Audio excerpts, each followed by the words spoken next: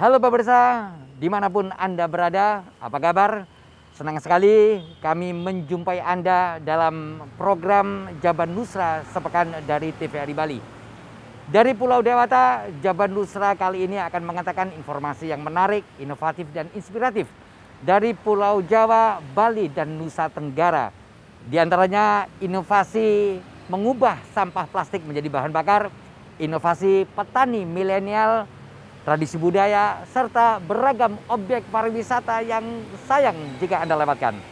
Seperti apa informasinya? Inilah Jaban Nusra Sepekan.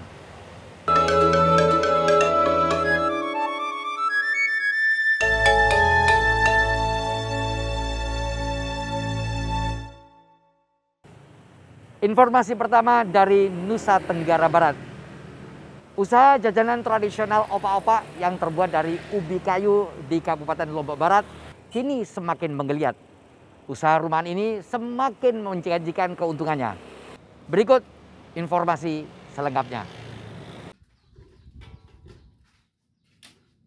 Beginilah suasana pembuatan jajanan tradisional opak-opak ubi kayu yang dilakukan oleh Harisah, warga RT 03, Dusun Pauk Motong, Desa Telaga Waru, Kecamatan Labu Api, Lombok Barat, Nusa Tenggara Barat. Harisah bersama dengan suaminya Iskandar membuat jajanan opak-opak yang cukup melegenda di kalangan masyarakat suku Sasak Pulau Lombok. Dahulu, sebelum menjamurnya makanan pabrikan, opak-opak menjadi jajanan tradisional yang paling digemari oleh anak-anak hingga orang dewasa. Cara membuat opak-opak terbilang sangat mudah, hanya menggunakan bahan baku ubi kayu yang diparut dan dibentuk bulat menggunakan pola, lalu dijemur. Setelah kering, opak-opak digoreng dan siap untuk dijual.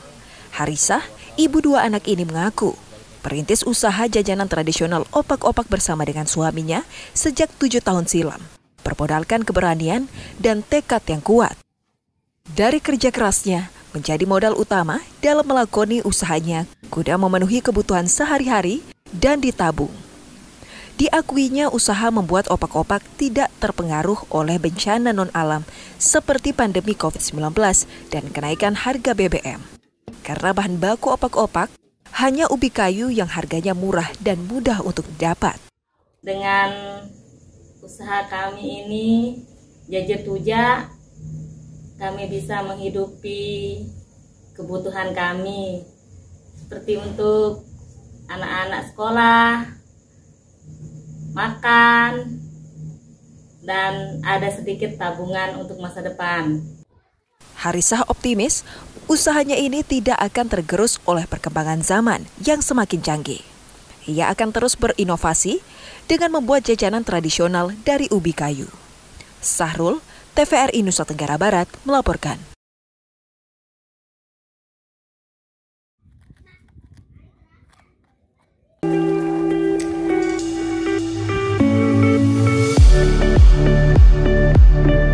Desa Pedes Lohor, Kecamatan Adiwerna, Kabupaten Tegal, merupakan desa pinggiran perbatasan antara Kabupaten Brebes dan Tegal. Pemahaman yang kurang tentang lingkungan sehat, hidup sehat masyarakat yang dominan bertani, menjadi pekerjaan rumah bersama bagaimana merubah mindset, serta membiasakan hidup sehat sehari-hari. Saat pandemi dan new normal melalui pendekatan humanis, semua masyarakat terus diajak vaksinasi lengkap sehingga terbentuk imunitas kelompok. Mensukseskan vaksin untuk semua masyarakat, pemerintah desa menggandeng kelompok sadar wisata Pok Darwis Desa, membantu, mengajak, dan mendampingi warga hingga vaksin dan pasca vaksin. Hasilnya saat ini warga telah tervaksin hingga ketiga atau booster 80% termasuk lansia.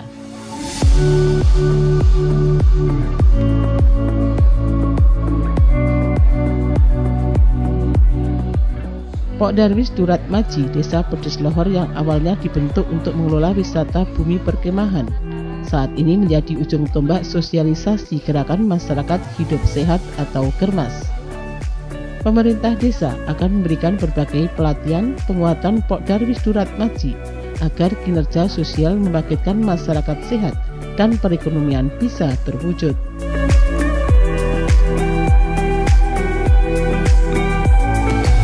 Pemerintahan pemerintahan desa sangat mendukung program tersebut dan akan memperdayakan Pok Darwis sebagai ujung tombak dari kegiatan tersebut.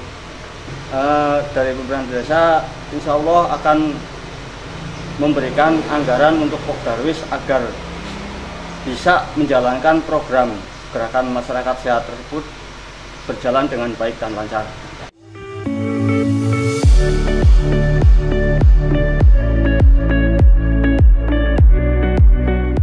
Beranggotakan 17 orang dengan latar belakang pendidikan beragam, Pok Darwis Duratmaji giat mengajak warga menerapkan hidup sehat seperti rumah yang bersih, penempatan kandang burung, kandang ayam, kandang kambing yang memenuhi syarat kesehatan, dan tidak segan memeriksa jentik nyamuk di jamban masyarakat. Kekompakan terus memberikan semangat sehat selain mengaktifkan setiap bulan di Posyandu Balita, Posyandu Lansia, juga Pospindu screening penyakit tidak menular, Bina Keluarga Balita BKB, dan edukasi ibu hamil dan menyusui. Pola hidup sehat juga disambangi rumah warga secara bergilir di 23 RT yang ada di Desa Pedes Lohor yang memiliki balita serta lansia. Kader Pok Darwis Duratmaji langsung menyapa mendata kesehatan lansia balita yang dikunjungi dan memberikan edukasi, menerapkan makanan sehat, pola hidup sehat, serta mengingatkan kewajiban cek kesehatan. PR yang paling utama adalah menyadarkan, mengajak beliau anggota pengurus Pok Darwis itu sendiri untuk bisa hidup sehat pada diri sendiri, terutama yang kedua nanti kita kepengen kepada masyarakat itu sendiri, karena Nuwun Sewu, Desa Pedes Lohor adalah desa yang paling ujung dari desa Kecamatan Adiwerna dan perbatasan dengan Kabupaten Brebes yang pada notabene kebanyakan masih minus dan belum sadar betul tentang kesehatan. Intinya kami kader kepengen tetap sosialisasi terus tentang bagaimana sih cara hidup sehat, bagaimana pentingnya hidup sehat, makan makanan yang bergizi agar masyarakat bisa kembali ke alam dengan lahan yang begitu luas. Kerja sosial yang dibarengi dengan semangat menyehatkan masyarakat serta menumbuhkan perekonomian di lingkungan Desa Wisata Pedes Lohor oleh Pok Darwis Duratmaji berkeinginan memiliki payung hukum. Pada dasarnya di Desa Pedes Lohor ini kan desa yang agak terpencil, Bu, sehingga masyarakat nantinya ke depan itu tidak merasa rendah hati, tapi di desa tapi semangat dan untuk maju ke depan desa wisata di Pedes Lohor bisa terwujud.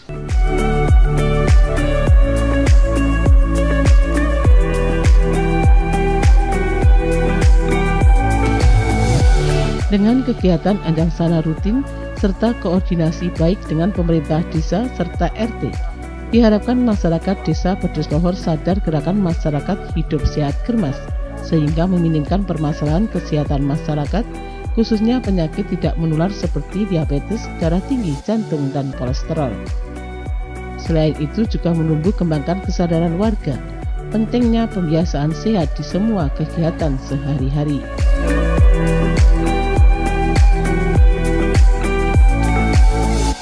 Hardi Sulistyo, TVRI Jawa Tengah. Pemirsa, masih terkait dengan upaya peningkatan ekonomi masyarakat. Sejumlah perajin dan art shop gerabah di Lombok, Nusa Tenggara Barat kini mulai tersenyum karena hasil produksi kerajinan mereka mulai mendapat banyak pesanan. Penasaran? Mari kita lihat bersama. Pengrajin dan art shop gerabah ini berlokasi di pinggir Jalan Raya, Desa Banyubulek, Kecamatan Kediri, Lombok Barat, Nusa Tenggara Barat. Sejak awal pandemi COVID-19 lalu, aktivitas penjualan gerabah terhenti.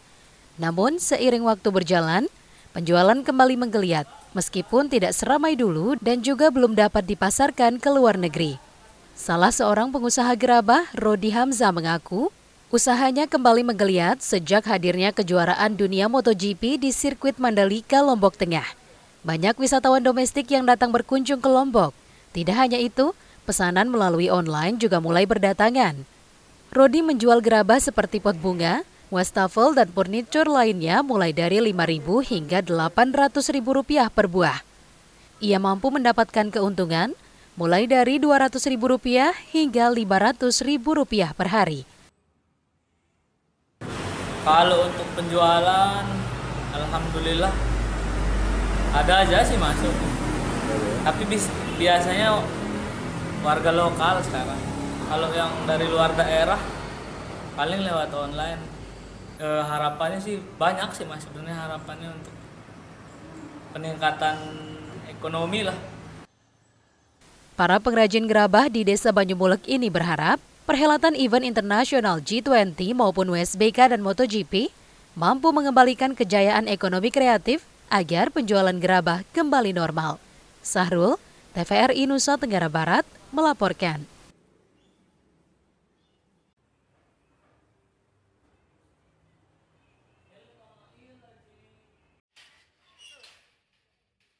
Pria bernama Budi Artana ini sukses membudidayakan hewan reptil iguana dengan hanya memanfaatkan pekarangan rumahnya. Dari 5 ekor indukan iguana yang dimiliki, Budi berhasil mengembangbiakan 300 ekor iguana dari proses kawin, pembuahan, bertelur, hingga menetas. Menurutnya, awal pengembangbiakan memang cukup sulit. Namun dari ketekunan belajar dari beragam referensi, kini Budi tidak susah untuk membudidayakan iguana. Perawatan jenis hewan reptil ini dinilai tidaklah susah. Selain hanya membersihkan kandang, iguana tinggal diberi pakan berupa buah dan sayuran, serta diberikan paparan sinar matahari. Pandemi COVID-19 tidak membuat Budi kehilangan pendapatan. Puluhan ekor iguana dipasarkan melalui media online dan situs jual beli online. Lewat jejaring internet, tawaran dari berbagai daerah di luar Pulau Bali pun terus mengalir. 1 ekor anakan iguana laku dijual Rp200 hingga Rp300.000. Peminat sebagian besar dari kalangan pecinta reptil. Dan juga ada untuk istilahnya kado untuk anak-anaknya, biasanya kado ulang tahun, biasanya dikasih hadiah reptil. Kalau beli di pasaran mungkin harganya lumayan. Kalau saya jual sesuai dengan harga pabrik jadinya, lebih murah. Diakui Budi, sebelum masa pandemi, permintaan anakan iguana cukup tinggi. Namun, semenjak pandemi, permintaan mulai agak menurun. Biasanya para pembeli datang dari komunitas pencinta reptil. Indra Wijaya melaporkan. Pemirsa, kini kegiatan bertani tidak dapat dipandang sebelah mata. Seperti di Kabupaten Jembrana, Bali misalnya, seorang pemuda justru beralih menjadi seorang petani. Nah, bagaimana pemuda ini memanfaatkan lahan yang ada? Ikuti informasi selengkapnya sesaat lagi. Tetaplah di Jaban Nusra Sepekan.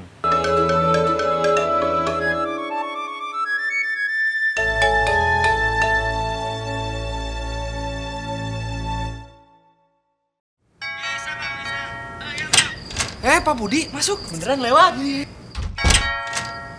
Malam Pak RT. Pansip, masuk. Si Pepe. Iya. Malam Pak RT.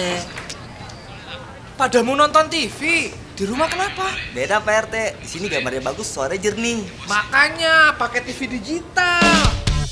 Betul, bersiaplah menyongsong era TV digital dari sekarang. Dipersembahkan oleh Kominfo dan TVRI.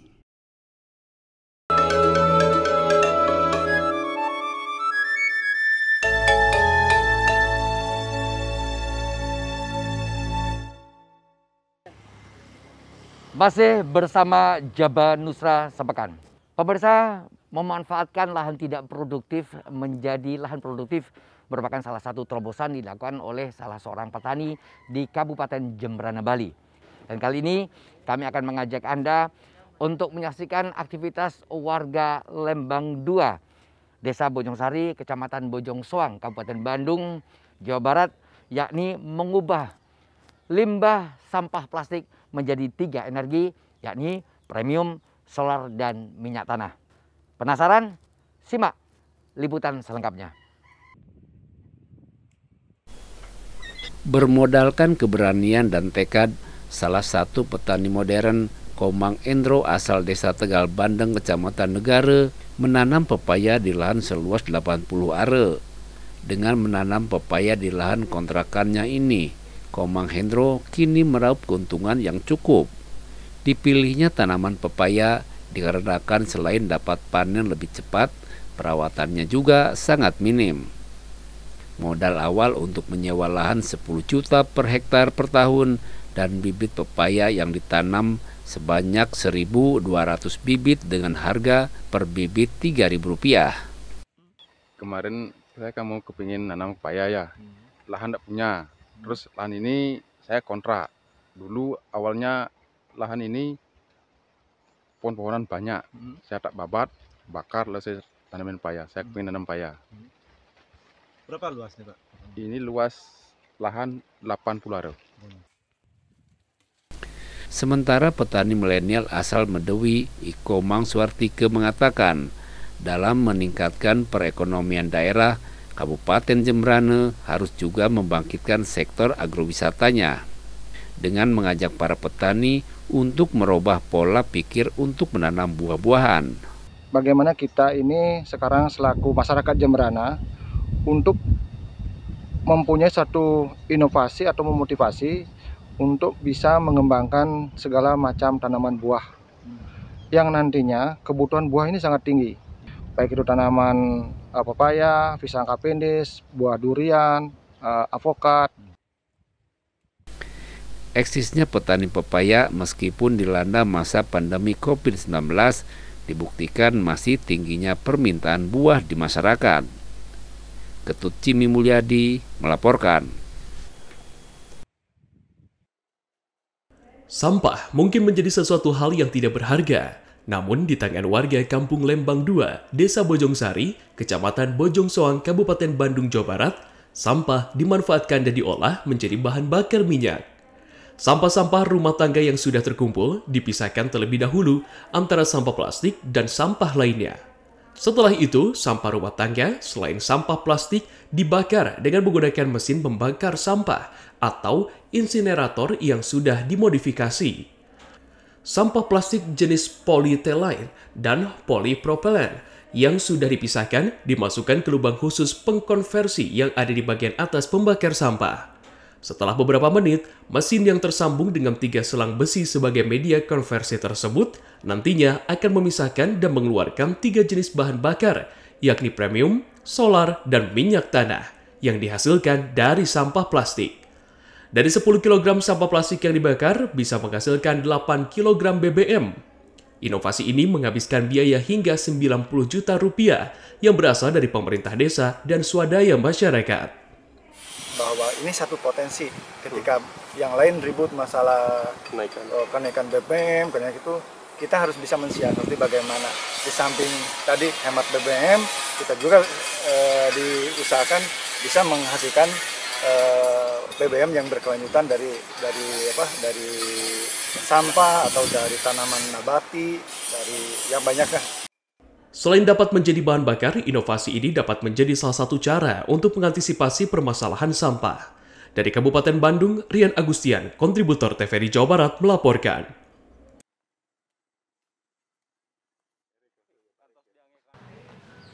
Masih terkait dengan inovasi di tengah masyarakat, ikan mujair nyat-nyat khas Danau Batur kini menjadi daya tarik wisata kuliner di Kintamani Bangli. Selain harganya yang murah, ikan mujair juga diyakini baik bagi kesehatan dan juga aman dari kolesterol. Jalan-jalan ke Kintamani tidak lengkap rasanya jika tidak menikmati nyat-nyat ikan mujair khas Danau Batur. Di Pasar Tenten Kintamani Bangli, terdapat sebuah warung yang khusus menjual olahan ikan mujair seperti mujair nyat-nyat, mujair goreng, dan sup kepala ikan mujair. Untuk mendapat rasa yang khas, pedagang mengaku menggunakan bumbu khusus serta merendam dan mencuci ikan dengan air danau agar tetap segar. Pemilik warung Nyoman London menceritakan, awalnya ia sempat menetap di Jakarta, namun kini memilih pulang kampung dan menjual masakan ikan mujair. Ide ini muncul setelah melihat banyaknya wisatawan yang datang ke Kintamani, bukan hanya untuk menikmati alam, namun juga berburu olahan ikan mujair. Dengan harga Rp25.000, Anda sudah dapat menikmati lezatnya ikan mujair nyat-nyat, didampingi dengan nasi beras merah, serta segelas air jeruk hangat. Jadi dari 5 tahun yang lalu, kami buka warung ini, terus kami benahi. Kami tidak pernah puas terhadap apa yang sudah kami lakukan. Selalu kami melakukan pembenahan-pembenahan. Contohnya misalnya, oh ini perlu ada lesian, tambah lesian. Oh di belakang perlu ini masak, jadi harus ada pembenahan. Itu 4 konsep. Itu yang kita tampilkan khususnya di warung Mujair Tandel. Sehingga di sini orang masuk bisa duduk, bisa lesehan, belakang bisa ada pemandangan. Jadi sambil melihat view indahnya Gunung Batur, Danau Batur, Bukit Abang, dan Gunung Agung. Kaldera Danau Batur bisa kelihatan. Menu ikan mujair menjadi makanan favorit wisatawan yang datang ke Kintamani. Selain aman bagi kesehatan, ikan tawar diyakini bebas dari kolesterol. Iketut Kusetiawan melaporkan.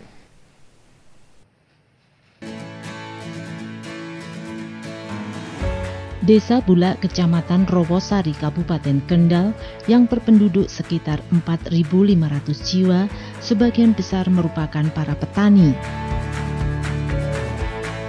Beberapa di antaranya mempunyai usaha pengasapan ikan yang sudah dilakukan secara turun-temurun.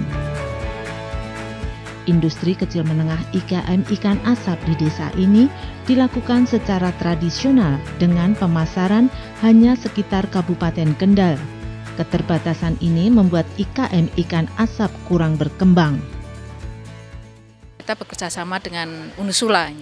Dengan adanya ini membantu kami karena kami juga keterbatasan untuk memberikan semacam pelatihan terkait dengan narasumber, kemudian juga instruktur, sehingga dengan adanya kerjasama ini dengan LPPM, narasumber ataupun akademisi bisa membantu utamanya untuk meningkatkan memberdayakan usaha yang berada di lingkungan Bulak ini, sehingga produksi yang semuanya dikemas ataupun dibuat secara tradisional ini bisa untuk dipasarkan yang lebih unggul.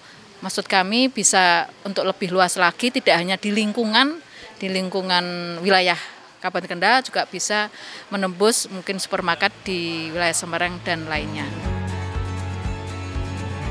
Melihat kondisi para pelaku IKM yang masih sederhana ini, maka Lembaga Penelitian dan Pengabdian Masyarakat LPPM Unisula Semarang menyelenggarakan pelatihan keterampilan bisnis. Kegiatan yang dimotori oleh tim pengabdian masyarakat diharapkan dapat membina dan meningkatkan keterampilan para pengrajin dalam mengelola usaha IKM ikan asap menjadi lebih maju. Nah, melalui pelatihan yang dilakukan oleh tim pengabdian masyarakat LPPM Unisula, di mana pelatihan ini meliputi pelatihan untuk pembukuan sederhana bagi para IKM di Desa Bulak ini, kemudian juga pelatihan untuk packagingnya, serta pemasaran secara online untuk lebih memperluas jangkauan pemasaran dari ikan asap ini. Kemudian juga dari pihak Dinas Perindustrian meminta kami LPPM Unisula juga membantu untuk proses pengasapan ikan ini supaya asapnya ini kemudian nanti tidak mengganggu kesehatan. Jadi kami juga dari tim yang lain selain yang hari ini diterjunkan, itu juga sedang melakukan penelitian untuk membuat suatu proses pengasapan ya, dari dimensi cerobongnya dan juga bagaimana waktu untuk pengasapannya itu yang akan menghasilkan ikan dengan kualitas yang lebih baik dan asapnya tidak mengganggu kesehatan. Kendalanya kadang ini kan BBM naik, ikannya jadinya naik, sedangkan di pasar harga tetapnya mau sama saja. Cara packingnya gimana, cara pemasarannya biar luas, bisa ke luar daerah gitu. Ya akan mencoba jualan lewat online, Facebook atau WA gitu. Kepada para pelaku IKM ikan asap di Desa Bulak ini diberikan materi pembukuan sederhana digital marketing dan packaging. Kepada mereka juga diberikan bantuan vakum sealer yang dapat digunakan untuk pengemasan yang lebih baik secara berkelompok.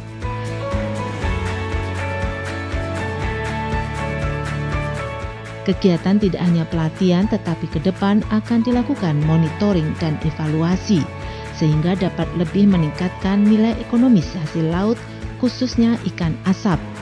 Dengan keterampilan dan pemasaran yang lebih luas dengan digital marketing, maka akan meningkatkan perekonomian warga Desa Bula. Isma dan Ruli, TVRI, Jawa Tengah. Pemirsa, Bali sudah terkenal dengan adat dan budayanya. Meski di era globalisasi, eksistensi adat dan budaya Bali ini masih terjaga dengan baik.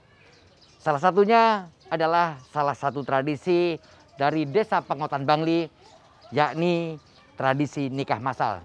Nah, seperti apa keunikan tradisi nikah massal tersebut? Informasinya sesaat lagi akan kami sajikan ke hadapan Anda.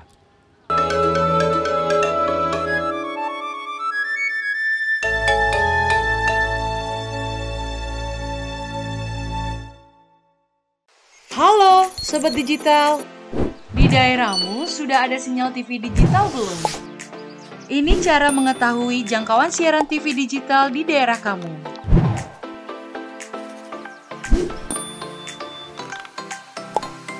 Pertama, download aplikasi sinyal TV digital di Play Store jika kamu menggunakan HP Android dan App Store untuk aplikasi iOS.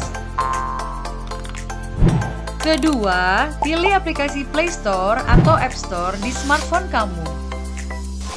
Ketiga, ketik di area pencarian aplikasi sinyal TV digital. Keempat, install aplikasi sinyal TV digital di smartphone kamu. Kelima, buka aplikasi sinyal TV digital kamu. Kamu bisa mencari semua informasi sinyal televisi digital di aplikasi ini. Ketik daerah kamu di area pencarian, otomatis aplikasi ini memberikan informasi apakah sudah ada sinyal siaran televisi digital di daerah kamu. Di aplikasi ini, kamu akan mendapatkan informasi mengenai pemancar siaran digital, konten siaran digital, dan kekuatan sinyal digital di daerah kamu. Selamat mencoba Sobat Digital!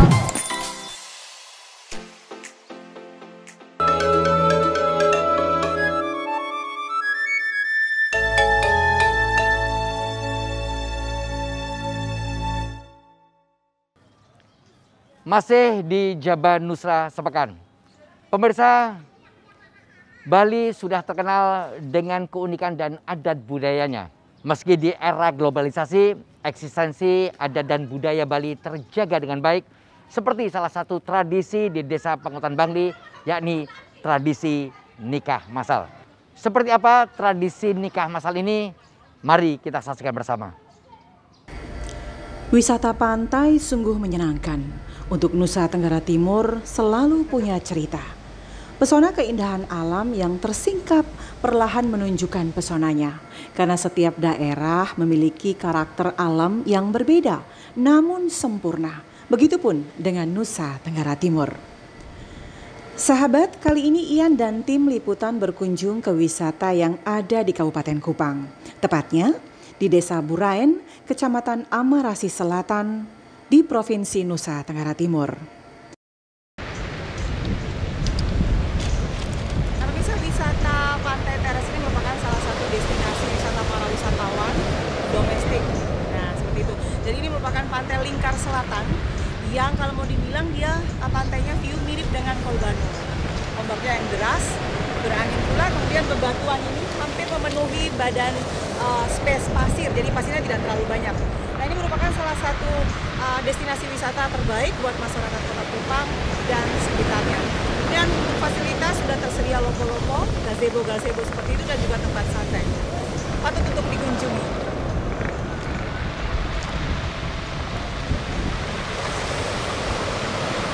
Akses jalan yang cukup baik adalah salah satu penunjang wisatawan datang berkunjung tanpa rasa khawatir untuk mengeksplor rasa suka akan wisata pantai yang tak segan mempersembahkan jajaran karang, bebatuan dengan beragam warna dan bentuk serta hempasan air laut yang mampu menenangkan jiwa.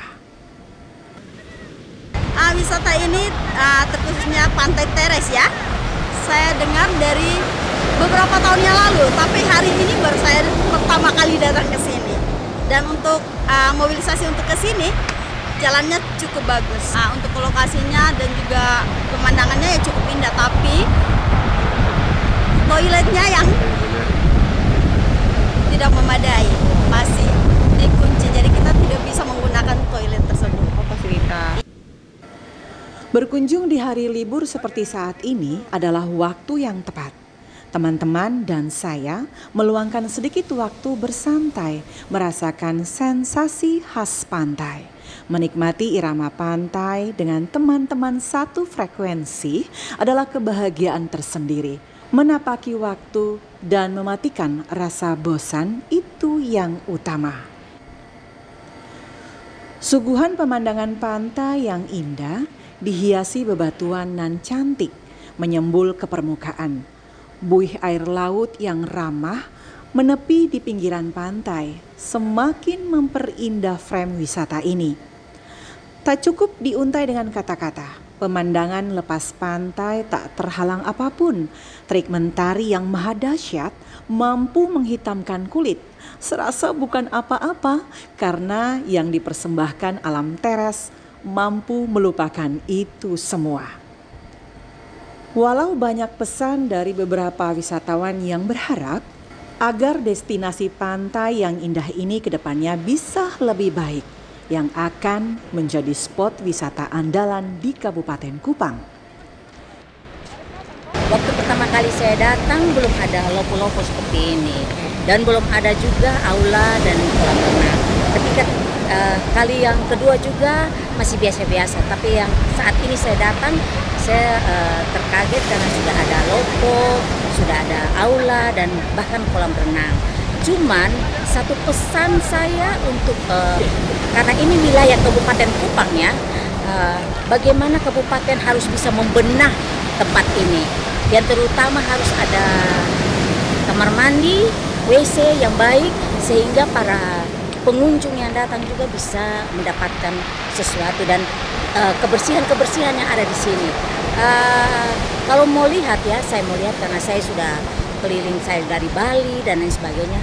Saya kalau mau lihat wisata yang ada di NTB sangat luar biasa.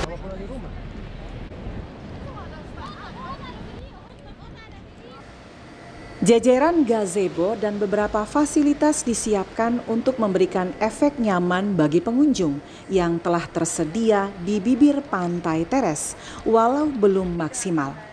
Juga terdapat spot foto dan nongki alias nongkrong santai yang nyaman untuk muda-mudi. Warna air laut yang berdegradasi indah adalah hadiah Tuhan yang luar biasa untuk wisata yang satu ini. Nusa Tenggara Timur selalu buat kejutan bagi mereka yang mendewakan keindahan alam. Bijaklah di saat kita berkunjung ke wisata alam.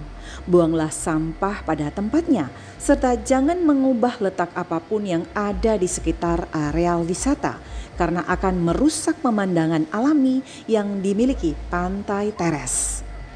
Bijaksanalah, berdamai dengan alam secara tidak langsung, kita telah melestarikan hadiah dari Sang Pencipta.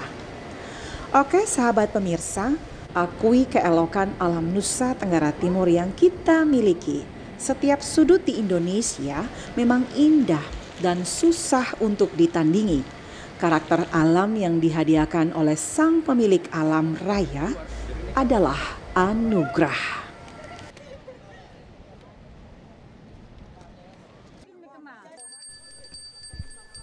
Tradisi nikah massal ini sudah ada sejak 3 abad yang lalu dan hingga kini masih terjaga dengan baik. Bendesa adat Pengotan Iwayan Kencu mengatakan, Tradisi nikah massal dilaksanakan setiap sasih kapat atau kadase mulai kalender Bali. Pada nikah massal kali ini yang berlangsung di Pura Bali Agung diikuti oleh 15 pasangan pengantin dari Desa Pengotan yang tersebar di 8 banjar.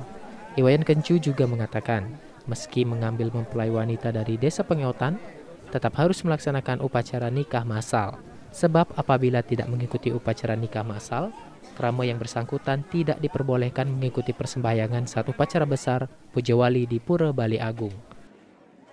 Yang kebijakan itu kalau tidak sesuai dengan adat di sini tidak boleh lingsir ini mengirangi. Tapi kalau yang dulu beda lagi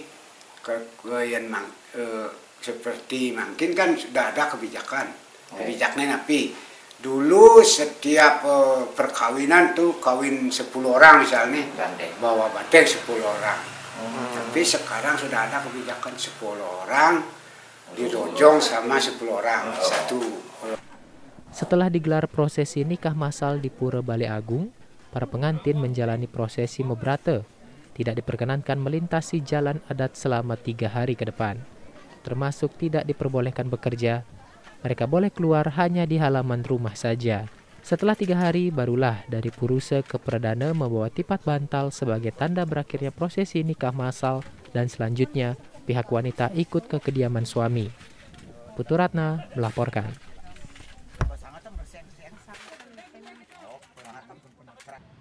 Pemirsa, Doni Suhardi menggelar konser 50 tahun berkarya dengan tema I Love Indonesia. Perayaan atas dedikasi dan kecintaan terhadap profesinya selama ini digelar di Bumi Sangkuriang, Bandung. Setelah ini kami akan ajak Anda untuk menyaksikan pertunjukan senandung anak wayang dari Yogyakarta, tarian merak di Jawa Barat, dan pertunjukan air show dari Yogyakarta. Berikut informasi selengkapnya.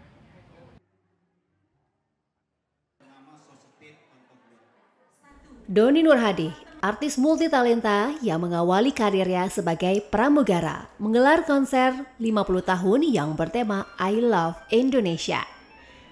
Konser ini merupakan gambaran dari seseorang yang sangat mencintai profesinya. Ketika orang tuanya memutuskan untuk menetap di Kanada, Doni Nurhadi memilih tetap tinggal di Indonesia untuk berkarya bagi bangsa.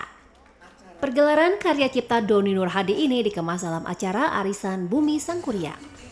Kalau undangan ini kebetulan dikemas dalam acara arisan dari Bumi Sangkuriang. Jadi Bumi Sangkuriang ini adalah perkumpulan yang dulu dari zaman Belanda namanya Societet Concordia. Jadi kami menampung karya-karya seni dari para seniman termasuk Doni Nurhadi. Iyut Bing Slamet dan Teti Kadi yang merupakan teman dekat artis Doni Nurhadi merasa bangga bisa menjadi bagian dari pergelaran mahakarya ini. Ya itu dia, maksudnya dia ide-idenya ada terus, maksudnya kayak pokoknya di Bandung tuh nggak ada yang kayak dia deh. Untuk ide-ide apa kabaret apa seperti kayak gini-gini dapat drama musikal, aku salut. Saya bangga sekali karena bukan apa-apa, aku kenal Doni dari kecil dan saya tahu dia banyak bakatnya. Ya nyanyi, ya fashion, ya sampai semua Korea, aduh kok bisa kamu seperti itu, saya bilang gitu kan. Dan dia juga jago masak, ternyata bisa segala macam deh, kagum pada anak-anak zaman sekarang. Selain Iyut Bing Slamet dan Teti Kadi, konser ini juga menampilkan ada Michael Jackson, belly dance Patricia Gande, Ian Anthony, serta pengisi acara lainnya. Dari Bandung, Doni melaporkan.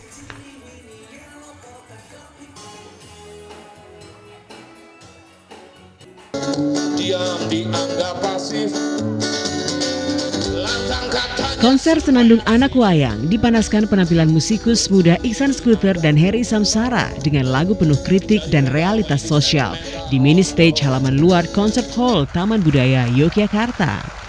Pementasan yang dihadiri ratusan pecinta sawung jabo dan sirkus barok baik dalam dan luar negeri ini dibuka dengan sebuah puisi yang dilantunkan seniman multitalenta Butet Kartarajasa. Agar aku bisa berdamai dengan diriku. Sawung jabo mengawali derap sirkus barok dengan lantunan lagu Kemarin dan Esok. Di usianya yang menginjak 71 tahun, jabo dan sirkus baroknya tetap memikat para penonton dengan pertunjukannya. Dalam konsernya kali ini, Sirkus Barok masih membawa personel-personel lawas seperti gitaris Toto Tewel, pemain perkusi Denny Dumbo, basis Tauhid Subarka, dan violin berbakat Ucok Huta Barat. Seperti pada konser-konser Sirkus Barok sebelumnya, kali ini Jabo juga mengajak sejumlah seniman berkolaborasi bersama. Di antaranya Prupa Nasirun yang melukis di atas kanvas saat Sirkus Barok membawakan lagu Kanvas Putih, serta duet penari Eko Supriyanto bersama Jarod Budi Darsono saat Sirkus Barok membawakan lagu berjudul Lagu Pemabuk.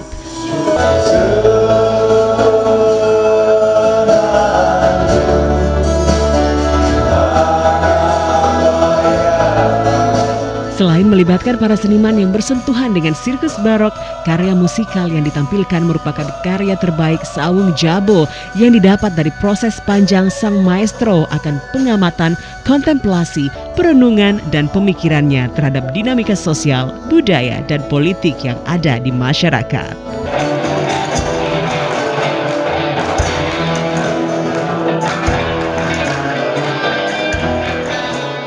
Hadirnya sang legenda Iwan Fals dan Setiawan Jodi menjadi kejutan yang luar biasa membahagiakan bagi para penonton.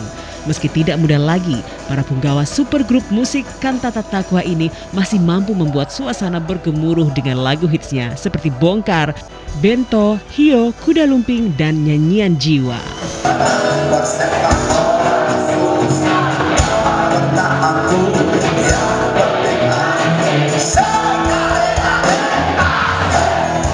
Jabo dengan usia 71 tadi masih semangat luar biasa, masih seperti yang dulu, masih konyol juga. Jadi kalau orang sini itu bicara ya pedus-pedusan jiso gitu ya.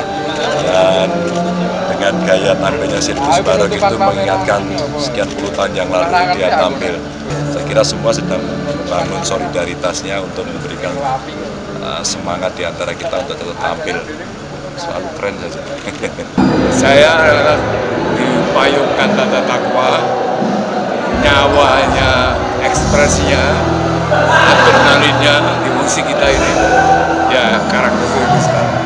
Dan yang rohnya Sirkus Barok kan Sawung Jabo. Kalau ekspresionis itu kurang nadinya Sawung Jabo. Usia tetap sehat. Karena saya masih butuh dia, moga-moga bisa manggung bersama tahun depan. Amin. Konser Senandung Anak Wayang Reunion yang berlangsung kurang lebih 3 jam ini merupakan bagian dari trilogi dari pementasan Anak Wayang Satu Langkah Sejuta Cakrawala dan Senandung Anak Wayang yang menandai 43 tahun Sirkus Barok dalam berkarya.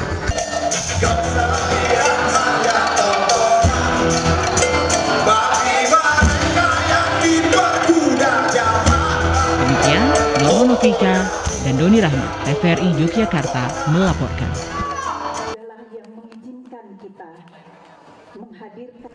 Lebih dari 1.000 penari cilik hingga dewasa Minggu pagi kemarin terlihat antusias menari merak di halaman kantor pemerintah Provinsi Jawa Barat, Gedung Sate, Kota Bandung. Menari secara massal tersebut bertemakan merak sadunya. Lenggak-lenggok dan gemulai para penari dari ratusan sanggar dan komunitas rumpun Indonesia ini sebagai bagian pelestarian tarian khas Jawa Barat yang kini diakui dunia sebagai warisan budaya tak benda dari UNESCO. Cantiknya gerakan dan busana yang digunakan memukau Gubernur Jawa Barat Ridwan Kamil yang menganggap tari merak sendiri memiliki simbol menjaga kerukunan dan membangun penghargaan. Gubernur Jawa Barat mengatakan menjaga budaya agar tetap lestari di era digital menjadi tantangan tersendiri karena saat ini generasi muda mengalami pergeseran budaya akibat teknologi. Untuk melestarikan satu budaya Jawa Barat, kedua mensyukuri penganugerahan tari merak sebagai warisan budaya tak benda Indonesia, juga dirangkaikan dengan Hari Perdamaian Dunia. Gubernur Jawa Barat Ridwan Kamil menambahkan tari merak tersebut akan menjadi bagian tak terpisahkan dalam berbagai event baik formal dan non-formal di Jawa Barat. Dari Kota Bandung, Abi Aditya melaporkan.